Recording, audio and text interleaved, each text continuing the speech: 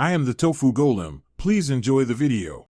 You begin by opening Google Earth Pro and navigating straight to the place you need. Once the application loads, type a coordinate or place name into search and hit enter. You'll zoom to that location. Make sure terrain is turned on in the Layers panel so elevation contours and shading display. You're doing this now because without terrain, the elevation tools won't reflect ground height. Enable it and position the view where you want to measure elevation. Next, open the ruler tool and select path to measure across an area, or select line for a simple point-to-point height.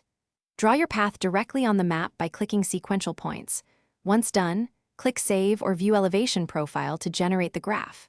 The profile shows rise, fall, and exact elevation values at each sample point, so you can understand how height changes along your route. Use zoom and finer clicks to improve sample accuracy and resolution. To finish, save or export the measurements so you can analyze them elsewhere.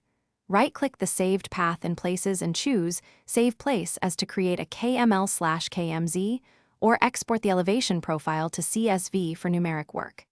If numbers seem off, make sure terrain is enabled and refresh the view. Sometimes reloading Google Earth Pro corrects cached tiles.